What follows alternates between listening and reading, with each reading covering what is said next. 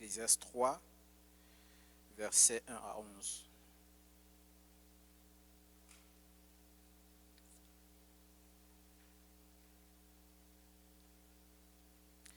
Ecclésiaste 3, verset 1 à 11. Parfait. Alors, il y a un temps pour tout. Un temps pour toute chose sous les cieux. Un temps pour naître et un temps pour mourir. Un temps pour planter et un temps pour arracher ce qui a été planté. Un temps pour tuer et un temps pour guérir. Un temps pour abattre et un temps pour bâtir.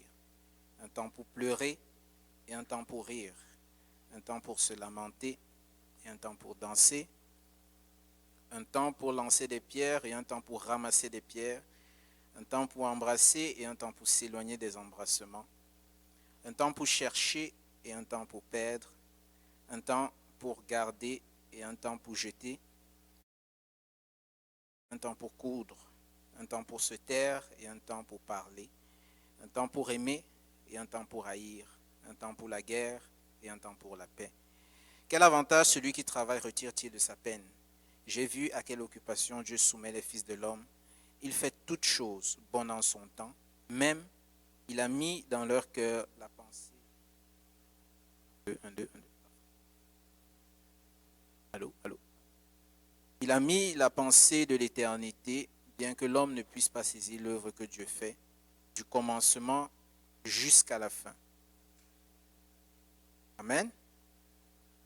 Alors le thème de mon message, c'est Dieu fait toutes bonnes choses en son temps. C'est le thème de mon message. Et la Bible nous dit dans le livre de la Genèse que Dieu a créé la terre, il a créé la mer, il a créé les arbres, il a créé les animaux, il a créé les poissons, il a créé l'homme et la femme. Et toutes ces choses, Dieu les a créées dans un temps précis. Il ne les a pas créées en même temps. Il les a créées dans un agencement précis. Et même après son travail, il s'est donné un temps de repos. Et si on regarde par exemple ici au Canada, pour mieux comprendre, je peux dire quand Dieu a créé la terre canadienne, il a créé la terre canadienne avec des saisons. Et nous avons l'hiver, nous avons le printemps, l'été et l'automne. Et chacune de ces saisons a des avantages et des inconvénients. En été, on aime bien faire des activités extérieures, on aime bien sortir, il fait beau, voilà, on peut aller à l'extérieur, mais par contre, il y a les mouches. Ici en Abitibi, il y a les mouches, il y a les maringouins. Parfois, ah oui, il y en a plusieurs, j'ai expérimenté parce que je suis allé dans le bois l'année dernière et j'ai dit à mes collègues que même en Afrique, je n'ai pas vu des maringouins aussi gros. Et c'est vrai, vos maringouins sont vraiment gros. Je n'avais jamais vu de toute ma vie. J'ai dit, mais quels sont ces maringouins qui te piquent et qui n'ont même plus la force de voler tellement ils sont gros? Enfin, c'est que il y a les maringouins, il y a des moments où il fait tellement chaud qu'on n'a pas envie de sortir. Il y a des moments où la chaleur est insupportable, elle est caniculaire et parfois même certains en meurent de déshydratation. Ça, ce n'est pas toujours un avantage, ça a aussi ses inconvénients. De la même manière, l'hiver, d'emblée, quand on va dire l'hiver, on va penser aux inconvénients. On va penser aux inconvénients vestimentaires. Par exemple, il faut mettre plusieurs couches d'habits pour sortir. On est souvent malade, on a la grippe, le rhume, la toux, ainsi de suite. On voit très peu le soleil, du moins les journées sont réduites. Néanmoins, l'hiver a ses avantages. Il n'y a pas de mouches. Il n'y a pas de maringouins. Et puis, quoique peut-être les gens ne le savent pas, mais le froid facilite la circulation sanguine. Et puis, il y a des douleurs qu'on ne ressent pas quand il fait froid, que l'on ressent quand il fait chaud. Les gens ne le savent peut-être pas. Ce n'est pas pour rien que quand on a une enflure, on se met de la glace dessus. C'est parce que ça atténue la douleur. Donc, et puis, il y a beaucoup d'autres avantages. Donc, le froid aussi a ses vertus. Le froid aussi a ses avantages. Et justement, de la même manière que Dieu, en établissant les saisons sur la terre, a créé en créant la terre, a créé des saisons, en créant l'homme et la femme, il avait aussi établi des saisons et des temps par lesquels il devait passer. Et ce n'est pas, aucun de nous ici ne peut établir une saison, c'est Dieu qui établit les saisons. Ici, par exemple, vous voyez, on dit il y a un temps pour naître. Qui ici a choisi sa date de naissance? Personne. C'est Dieu qui l'a établi. Donc, quand Dieu nous a créés, il avait aussi créé les saisons et les temps, ou bien il avait prévu les saisons et les temps par lesquels nous devions passer. Et chaque saison et chaque temps par lesquels on passe a des avantages, a des inconvénients. Du moins, quand je dis inconvénients, c'est du point de vue de nous. Mais en réalité, du point de vue de Dieu, ça n'a que des avantages. Mais du point de vue de nous, je dis inconvénient dans le sens où c'est plus contraignant, c'est plus difficile. Ce sont des moments un peu plus difficiles de notre vie. Et donc, face aux situations, face aux circonstances, face aux saisons que nous traversons, il y a 3 attitudes que nous pouvons avoir. La première attitude, c'est de ne pas considérer la saison, c'est-à-dire de faire semblant que la saison n'existe pas et de se comporter comme si on n'était pas dans la saison. Exemple, c'est l'hiver et je sors en t-shirt, je sors en culotte, je sors en... nous on appelle ça des claquettes en français, vous appelez ça comment? Des gougounes, voilà c'est ça. Alors qu'il fait moins 15. Mais sous prétexte que je n'aime pas l'hiver et que je n'ai pas envie de décrocher de l'été, je décide de m'habiller comme en été. Mais sauf que, à quoi je m'expose? Je m'expose aux maladies, je m'expose même à la mort parce que je peux faire une hypothermie. Alors, il y a parfois, notre saison a déjà changé, mais parce que parfois nous ne discernons pas que la saison a changé, ou parfois nous la discernons, mais nous décidons tout simplement de ne pas adhérer à la saison. Nous continuons à adopter les mêmes comportements que les saisons et les temps passés. Exemple, je suis marié et puis je continue de me comporter comme un célibataire. Quand je suis célibataire, je peux sortir, je peux rentrer chez moi quand je veux, je ne rends compte à personne. Ça, c'est ma joie, mais... Excusez-moi. Mais, une fois marié, tu ne peux plus sortir comme tu veux. Tu dois rendre compte à ta femme. Tu dois dire, je m'en vais ici, je m'en vais là-bas. Tu ne peux plus rentrer à l'heure que tu veux. Tu dis, ok, c'est ça, je ne peux plus... vous voyez. Parce que... Pardon? Fait que tes habitudes et tes comportements doivent changer parce que tu n'es plus seul. Tu es maintenant avec quelqu'un. Et si tu continues de te conduire comme un célibataire, il se pourrait que tu le redeviennes.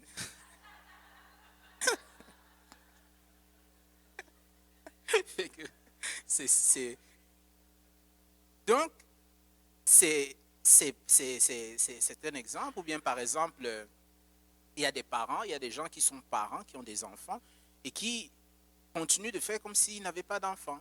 Dans la gestion de leurs finances, ils continuent de dépenser comme ils veulent, d'acheter comme ils veulent, sans considérer qu'ils ont maintenant des enfants, qu'ils ont des personnes à charge. Donc, quand je suis célibataire, c'est une saison, c'est un temps. Quand je suis marié, c'est une autre saison, c'est un autre temps qui demande un autre comportement pour pouvoir passer au travers. Maintenant, prenons-nous les chrétiens. Quand je suis païen, c'est un temps. C'est une saison où je suis dans les ténèbres. Quand je deviens chrétien, c'est un autre temps où je rentre dans la lumière. Et donc, mon attitude et mon comportement ne peuvent plus être la même chose parce que la saison a déjà changé. Et la saison, quand je rentre dans la lumière, ce n'est pas que la saison qui change, mais c'est aussi la nature même qui change. Et donc, quand je suis chrétien, il y a la parole de Dieu qui est là pour me donner les directives, ou bien je peux dire le comportement à adopter dans la nouvelle saison dans laquelle je suis. Et maintenant, moi, je peux décider de mettre tout cela, de mettre tout ce que la parole de Dieu dit, et de marcher dans la saison chrétienne comme sans repère, ou bien du moins avec mon repère. Mais à quoi je m'expose? Je m'expose à... Je peux détériorer ma relation avec Christ en faisant cela, puisque je n'adopte pas le comportement qui sied à la saison.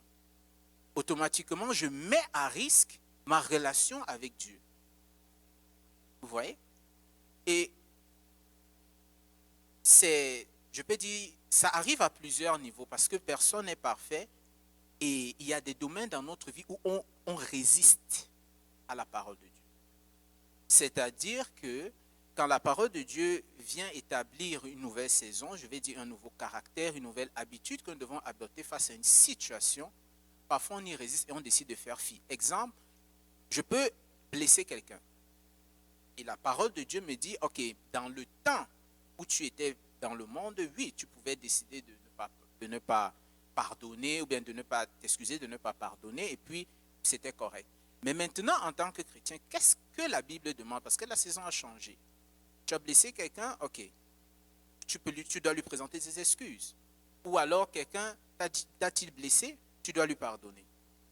Ça, c'est ce que la parole... Maintenant, je peux décider de faire fi. Je dis non, je ne pardonne pas. Alors en ce moment, je me retrouve hors saison. Hors saison, et en ce moment, je commence à entamer ma relation avec Dieu. Là, je commence à me mettre en péril.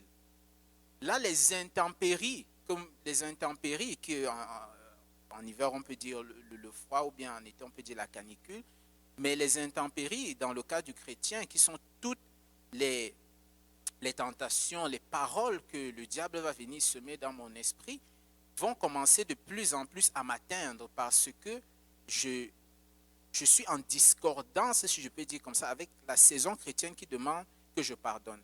Ainsi, je commence à avoir des aigreurs, à avoir des tristesses, à avoir je peux dire des colères que normalement je ne devais pas avoir. Mais parce que je suis hors saison, je commence à être ébranlé par ces choses.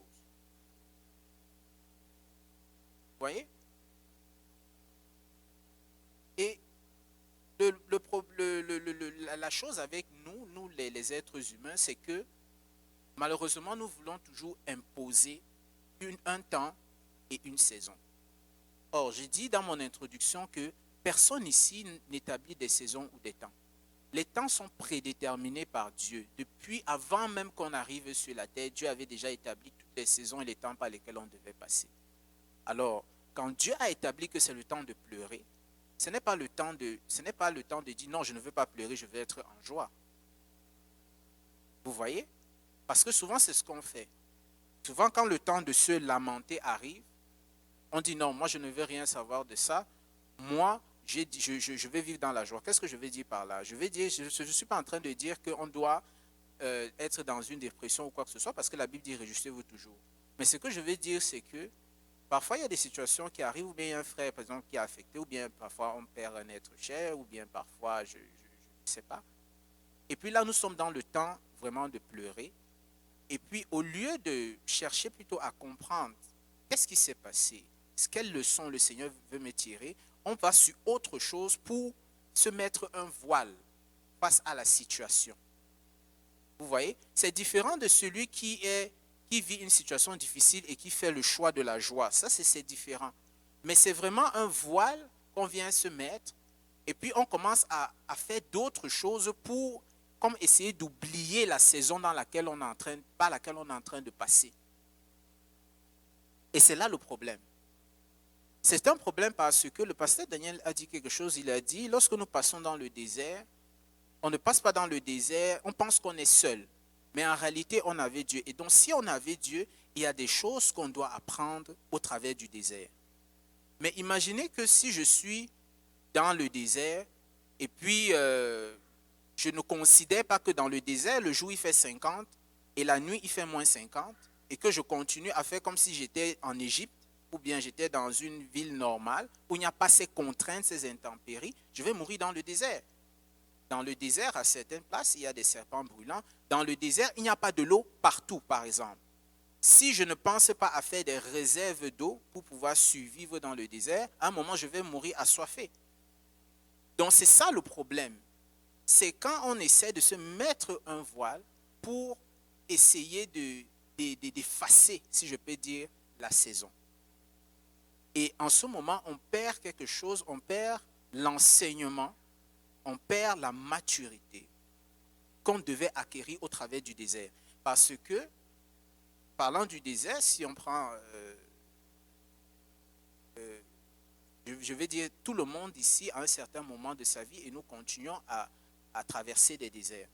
Mais vous allez vous rendre compte que il y a un adage qui dit que ce qui ne te tue pas te rend plus fort. Parce qu'au travers des déserts, comme tu reçois beaucoup de tribulations et de persécutions, au fur et à mesure que tu traverses, tu combats, tu te muscles sans même te rendre compte. Mais quand tu passes au travers du désert et que finalement tu en sors, tu te rends compte que, ah, oui, je suis plus tough. Oui, je suis plus fort. Oui, je suis plus résistant. Je suis plus persévérant. Parfois sans même te rendre compte. Mais c'est souvent quand tu fais une feedback que tu te dis, ah, j'arrive pas à croire que j'ai traversé cette situation. Oh, j'arrive pas à croire que, j'arrive pas à croire que, j'arrive pas à croire que. Mais si, par exemple, tu décides tout simplement de, oh non, je ne veux pas considérer, tu reçois des, oh non, non, je veux pas, comment dire, je fais, si je peux dire, je ne consulte pas Dieu dans le désert dans lequel je passe.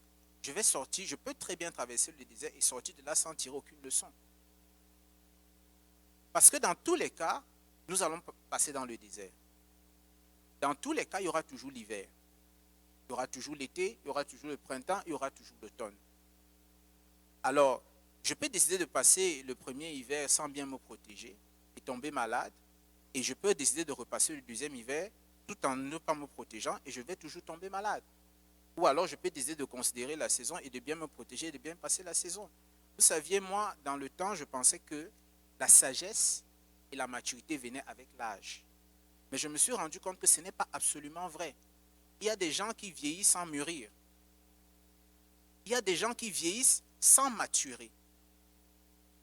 Et parfois, on est surpris de voir des personnes de 50 ans ou bien de 60 ans se comporter comme des gens de 20 ans. Et c'est vrai.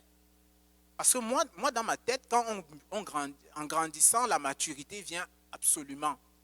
Alors que ce n'est pas vrai.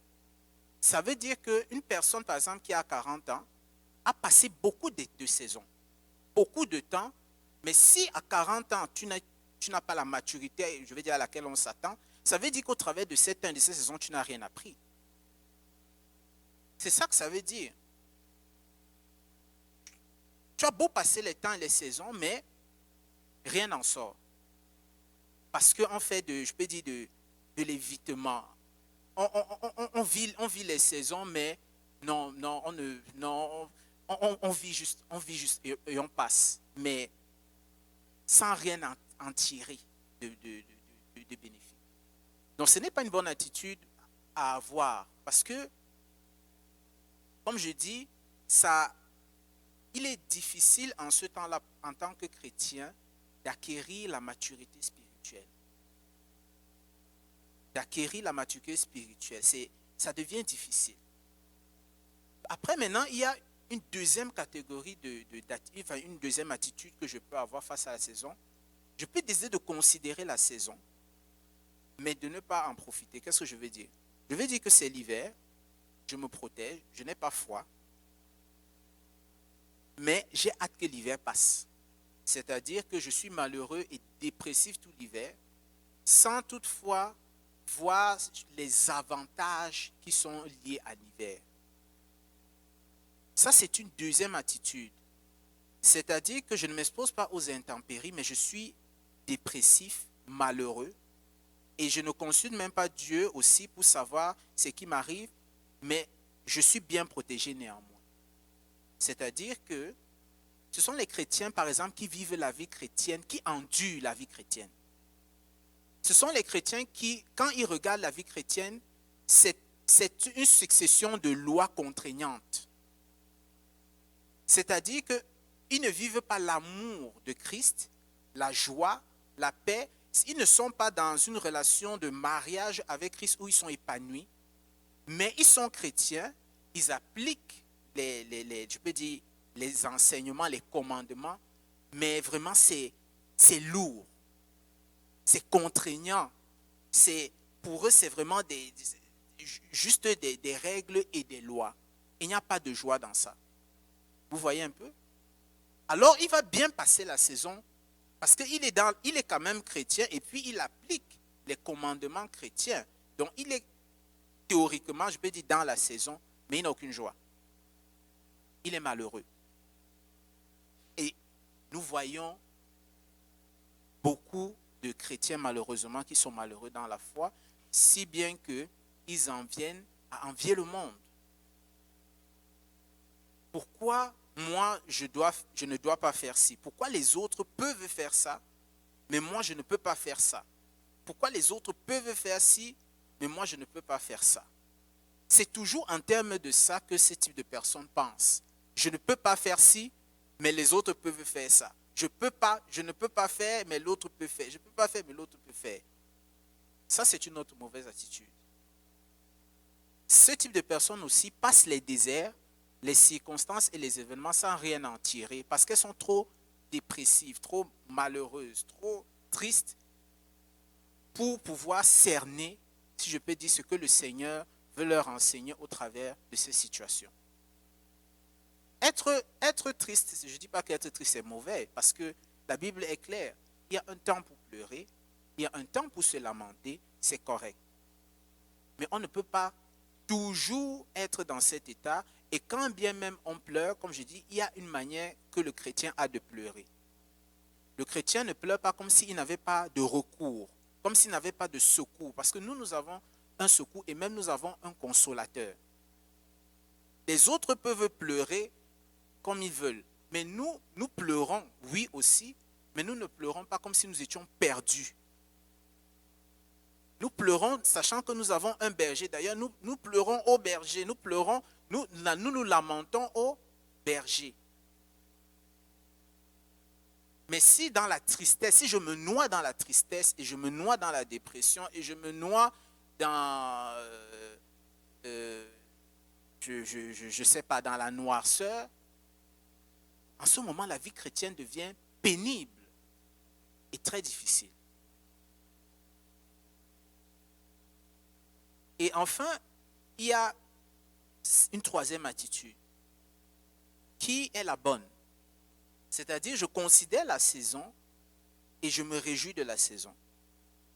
C'est-à-dire, je me protège en hiver et je fais du skidoo. C'est ça en fait. C'est-à-dire, je crée des... Pour ceux qui aiment les activités, pour ceux qui aiment dehors par exemple, en été ils sont dehors, ben, en hiver ils font des activités à l'extérieur pareil, sauf qu'ils s'adaptent. Et ils ont du fun pareil. Ainsi, eux ils voient les avantages, les joies qui sont liées à l'hiver.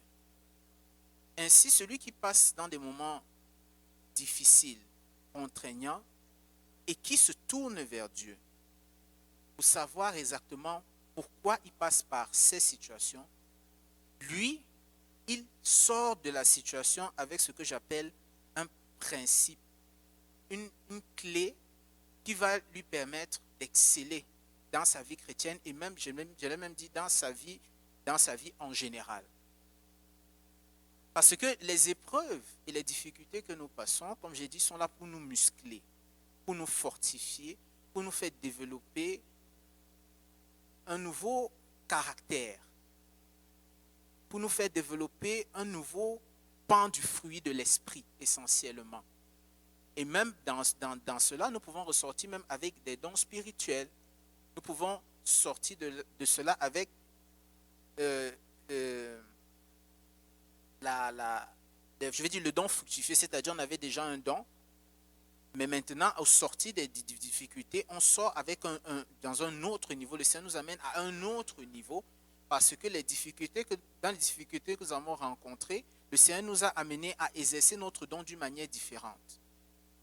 Par exemple, vous pouvez avoir un don de guérison. Et puis, par exemple, vous avez l'habitude de prier pour les malades, peut-être, disons, les gens qui ont mal aux pieds, mal au dos et tout ça là. Et à un moment, un de vos proches a un cancer, mettons.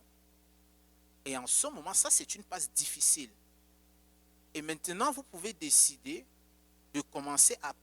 Je vais dire, c'est une situation qui vous tombe sur le nez, vous ne l'avez pas choisi. Vous exercez maintenant votre don de guérison face au cancer qui n'est pas un mal de pied, qui n'est pas un mal de main, qui est une maladie beaucoup plus importante. Et si par la grâce de Dieu, si le Seigneur vous permet avec lui de pouvoir passer cette étape et que la personne est guérie, ben, vous n'êtes plus comme celui qui priait seulement pour la personne, pour les gens qui avaient mal au cou, qui avaient mal aux mains. Non, maintenant, le Seigneur vous utilise pour guérir des cancéreux. Donc maintenant, vous pouvez maintenant prier pour des cancéreux. Vous voyez? Mais pendant le temps où votre proche est dans le cancer, est-ce que c'est une période facile? C'est une période extrêmement difficile. Ça demande du courage, de l'adversité, de la persévérance. Ça demande même de la maîtrise de soi. Pendant ces temps sont très difficiles et chercher la face du Seigneur, c'est souvent très difficile parce que même prier, ça devient compliqué, le cœur est lourd. Mais dans ces situations, qu'est-ce que nous devons faire? Tourner nos regards vers le Seigneur. Si on est en train de pleurer, c'est correct. Mais qu'on se tourne vers le Seigneur et qu'on dit, Seigneur, tu as dit dans ta parole, le Saint-Esprit, c'est le consolateur. Console-moi. Console-moi et montre-moi la voie dans cette situation. Console-moi et montre-moi la voie dans cette situation. En réalité, le chrétien mature peut vivre dans toutes les saisons. Vraiment, le chrétien mature peut vivre dans toutes les saisons. Parce que dans la vallée de l'ombre de la mort, il sait que Christ est avec lui. Quand il est sur la montagne élevé, il sait aussi que Christ est avec lui. Parce que c'est vrai qu'ici, je parle beaucoup des temps de pleurer, des temps de se lamenter, mais il y a des temps de joie aussi qui nous écartent du chemin. Parfois, on est tellement dans la joie qu'on se perd. On oublie de faire ce qu'on devait faire. On oublie on se livre parfois à des choses peut-être qu'on ne se serait pas livré si on était dans un état, si je peux dire, normal. Parfois, c'est le temps de joie, ça peut être souvent le temps des dérapages. Vous voyez? Parce qu'on est dans l'exubérance, à des moments, ça peut arriver qu'on perde le contrôle. Donc, dans tous ces temps, il faut toujours consulter le Seigneur pour savoir quelle est l'attitude à adopter. Et toujours garder en tête, comme le thème de mon message dit, c'est que Dieu fait toutes bonnes choses en son temps. Le moment où je vis les temps difficiles ou les temps de joie, ce sont les bons moments que le Seigneur a choisis. Parfois, on estime que ce n'est pas le bon moment. Mais c'est le bon moment. Du moins, pour celui qui marche avec Christ. Pour nous qui sommes chrétiens et qui avons Christ, tout concourt à notre bien. Et toute situation, bonne ou mauvaise que nous vivons, c'est au bon moment.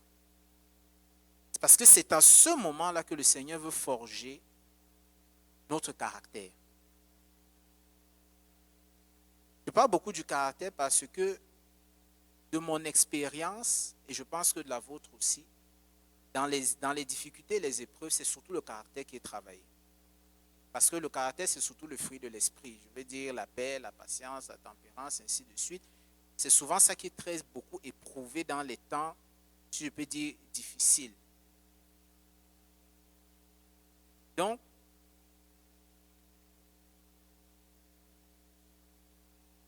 pour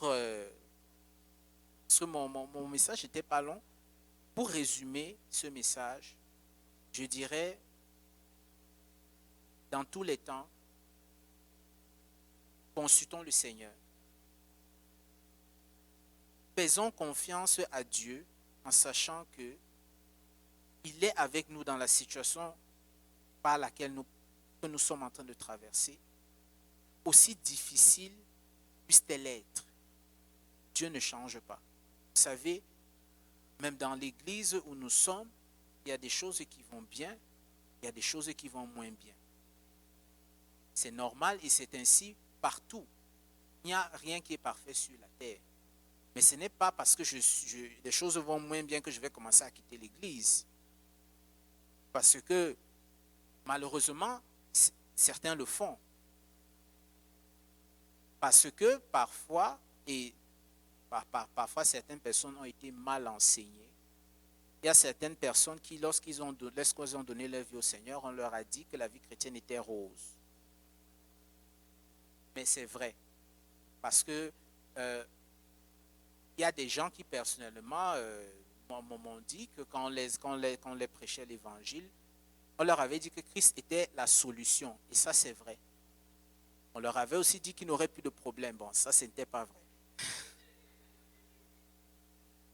Et malheureusement, ces personnes qui sont de bonne foi, mais faibles dans la foi, parce qu'elles sont, je peux dire, des bébés spirituels, lorsqu'elles font face aux difficultés dans la foi, ont tendance à abandonner la foi.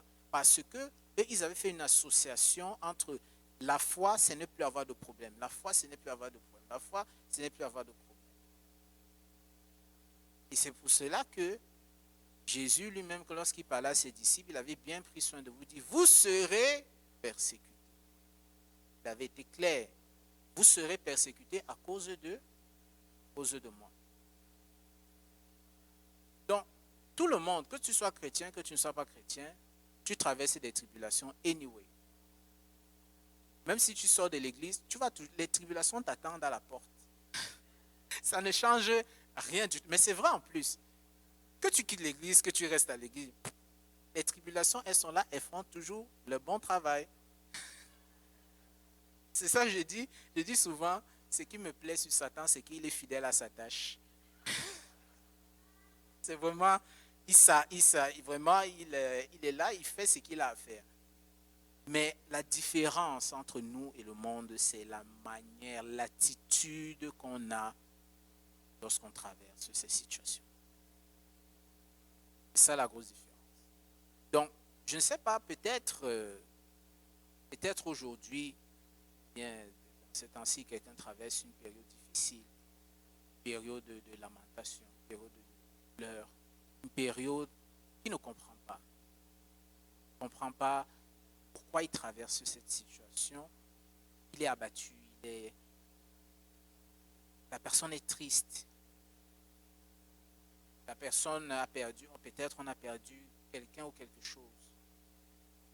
Le Seigneur, en ce jour, nous dit, tourne-toi vers moi.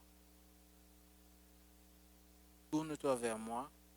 Moi, je vais te consoler. Moi, je vais te montrer la direction. Moi, je vais te montrer ce qu'il y a à faire et je vais même mieux faire. Je vais te montrer les bienfaits de la situation dans laquelle tu es en train de passer.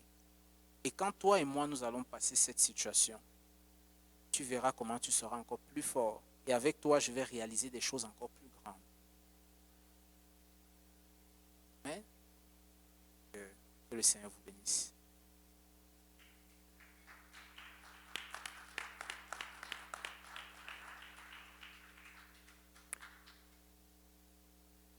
L'autre jour, je lisais quelque chose, ça disait la différence entre s'attendre à Dieu et avoir des attentes. Si tu as des attentes qui ne sont pas réelles avec ce que Dieu veut faire dans ta vie, tu vas être déçu. Mais si tu t'attends à lui, il va faire quelque chose que tu ne peux pas t'imaginer. Tu sais, tu vas te mettre dans la tête quelque chose de super, de beau, de grand. Puis ça n'arrivera pas, puis tu vas être déçu. Mais Dieu, si tu lui fais confiance, il va faire quelque chose que tu ne peux pas t'imaginer. C'est au-delà de ce que tu peux penser. Il faut que tu saches qu'il est toujours là. Tu sais, quand on vit de la pression, quand tu souffres en dedans, là, tantôt tu disais ça, Paul. C'est quoi le verset? Il dit, celui qui souffre, même la nourriture n'est pas bonne, quelque chose comme ça. La joie, tu n'as pas de joie.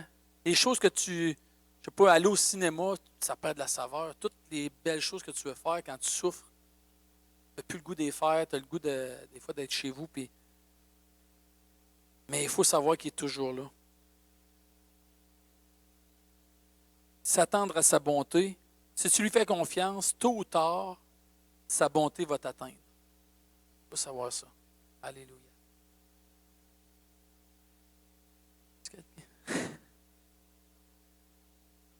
Quelqu'un qui aimerait rajouter quelque chose? Aimerais-tu rajouter quelque chose, Gérard? Des fois, Gérard, il voit des affaires. As-tu vu quelque chose aujourd'hui? Oh! Alléluia. On va juste prendre un petit... tu peux mettre une petite musique, puis juste, on va juste... dans le message à Paul, s'il y a quelque chose qui vous a atteint ou qui a mis une lumière peut-être sur... peut-être qu'il va vous repositionner dans votre saison. De dire, je cherchais à fuir cette saison-là, je veux vivre d'autres choses. Je suis tanné d'être là-dedans. Je suis tanné de vivre telle situation. Peut-être que ce soir, tu vas te dire, OK, Seigneur, j'accepte que la situation que je suis dedans est là pour quelque chose, puis qu'elle va m'emmener à un endroit que tu as choisi pour moi. Qu'au travers de cette situation-là, tu vas faire un œuvre en moi qu'il n'y a rien qui aurait pu le faire, sinon cette situation-là, sinon la pression que je vis. La pression que je vis va changer quelque chose en moi que rien d'autre n'aurait pu faire. Seigneur, je veux repositionner mes pensées sur toi ce soir. Je te demande pardon. Je n'avais pas compris, je n'avais pas vu ça comme ça. C'est pas facile pour moi aujourd'hui de le dire, mais je veux me repositionner.